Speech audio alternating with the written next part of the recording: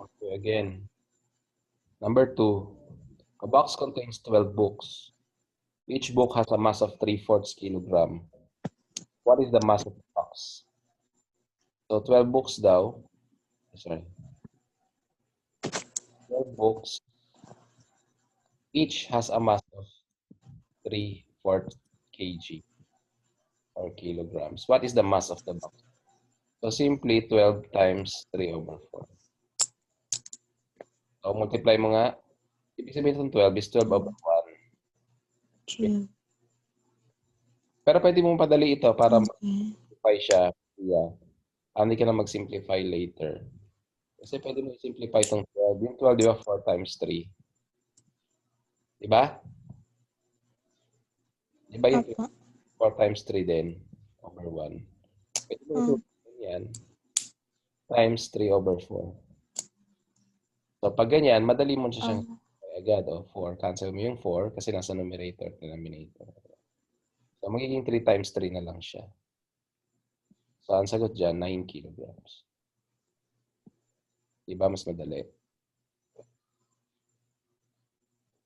Okay. Doon sa number 3. Dito. Angel used 3 2/5 meters of cloth to make a curtain. She made 7, same curtain. How much cloth did she use? So simply multiply 3 2/5 times 7. 7 curtains daw. So 3 2/5. Ba't maingay yan? Mixed fraction siya. Gawin mo improper fraction. 5 times 3. 5 times 3, 15. Plus 2. 17. So 17/5 times 7. So 7, parang 7/1 yan, di ba? Apa. So multiply mo na 17 times 7. 7 times 7, 7 times 7. 29. 7 times 1, 7 plus 4, 11. 119/5. O, simplify mo. 119 Over over 5. 5. Apa. So it will be 2 times 5, 10. 19/5 is 3. 15. 3, 15. 23 and 4. 23 and 4.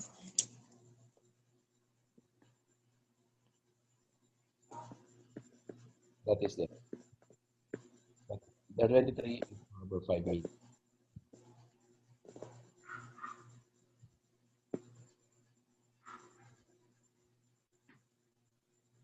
Okay? Okay.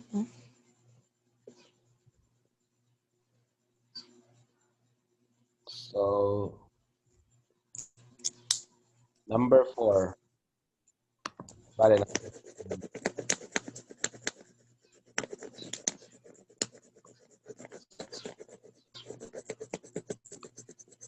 Number 4 na tayo. The song is 2 and 7. 2 and 7 over 9 minutes. Sabihin yung isang song daw, 2 and 7 over 9 minutes long. How long does it take for the song to loop?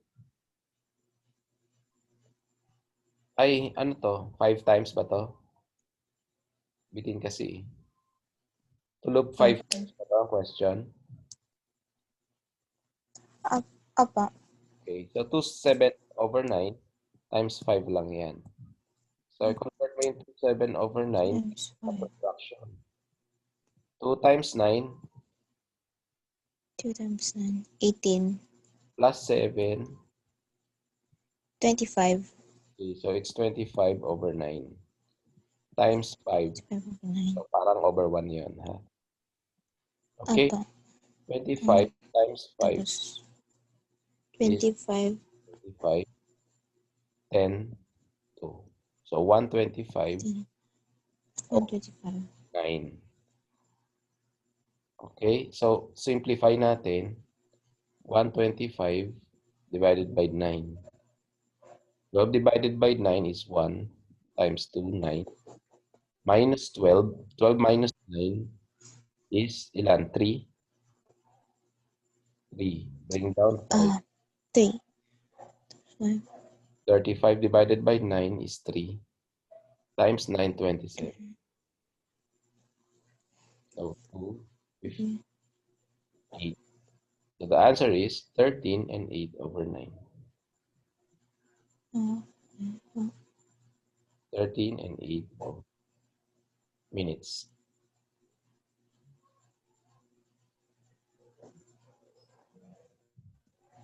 Okay? So, number 5. Naka-record din naman to. Share ko sa'yo mamaya. Okay.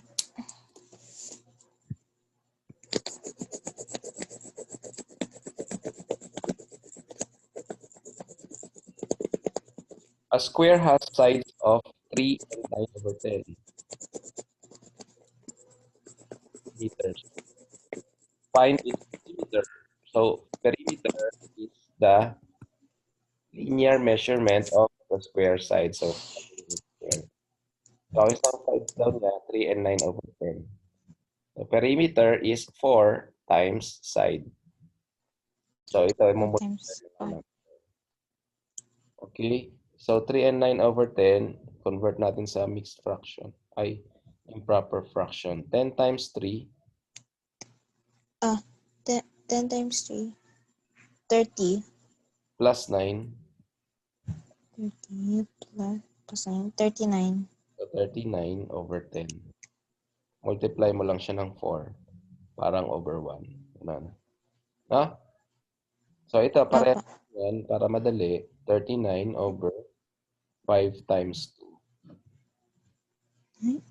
Times, Over kasi 2 times 2 yan. 5 times 2. Over 1. Bakit ko ginawa ganyan? Para ma-simplify na agad siya. O cancel mo yung 2, di ba? Apa. Matitira 39 times 2, ilan? 39. 39 times 18, carry 1, times 78 70. over 5. Simplify natin. 78 over 5. 1, 5 minus 28. 5 times 2, 25 minus 28, 3. So 15 and 3 over 5. Okay, I will put this in recording. Okay. Okay. 5 meters. Kung kalimutan yung unit, yun yung perimeter. Okay? Okay po.